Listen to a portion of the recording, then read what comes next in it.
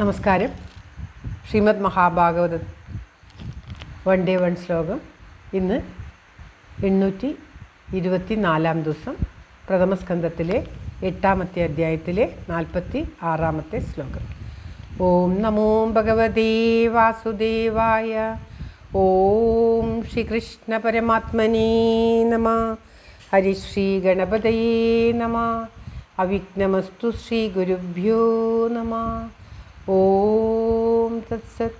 കൃഷ്ണം നാരായണം വന്ദേ, കൃഷ്ണം വന്ദേ വ്രജപ്രിയം, കൃഷ്ണം ദ്വൈപായനം വന്ദേ, കൃഷ്ണം വന്ദേ പൃഥാസുതം.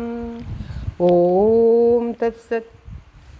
1ാമത്തെ സ്കന്ധത്തിലെ 8ാമത്തെ അധ്യായത്തിലെ 46ാമത്തെ ശ്ലോകം.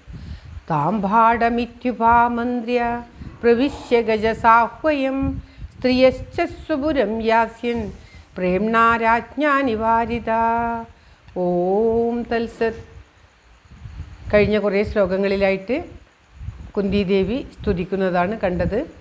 സ്തുതിച്ചതിനു ശേഷം ഇപ്രകാരം ദേവിയുടെ സ്തുതി കേട്ടപ്പോൾ ഭഗവാൻ ദേവിയെ നോക്കി പുഞ്ചിരിച്ചു എന്ന് കഴിഞ്ഞ ശ്ലോകത്തിൽ പറഞ്ഞു.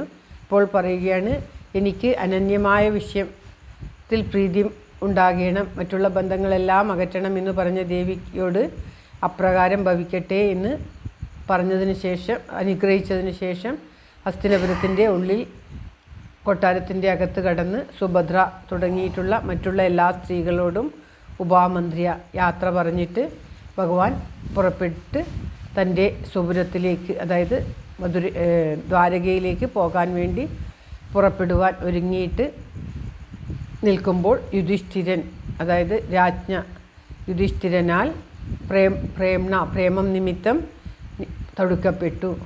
ആദ്യം പോകാൻ പുറപ്പെട്ടപ്പോൾ ഉത്തരവെന്ന് രക്ഷിക്കണേ എന്ന് പറഞ്ഞു തടുത്തു. വീണ്ടും പുറപ്പെട്ടപ്പോൾ കുന്തിദേവി തൻ്റെ സ്തുതികളെ കൊണ്ട് തടുത്തു. എല്ലാം അനുഗ്രഹിച്ച്, എല്ലാവരെയും അനുഗ്രഹിച്ച് വീണ്ടും പോകാൻ പുറപ്പെടുമ്പോൾ ഇനിയും കുറച്ചുനാൾ കൂടെ ഇവിടെ താമസിക്കേ പോകാം എന്ന് പറഞ്ഞുകൊണ്ട് ഒരുങ്ങി നിൽക്കുന്ന ഭഗവാനെ പ്രേമം നിമിത്തം ഈ യുധിഷ്ഠിരൻ, അതായത് ധർമ്മപുത്രർ തടുത്തു എന്നാണ് ഈ ശ്ലോകത്തിൽ പറയുന്നത്.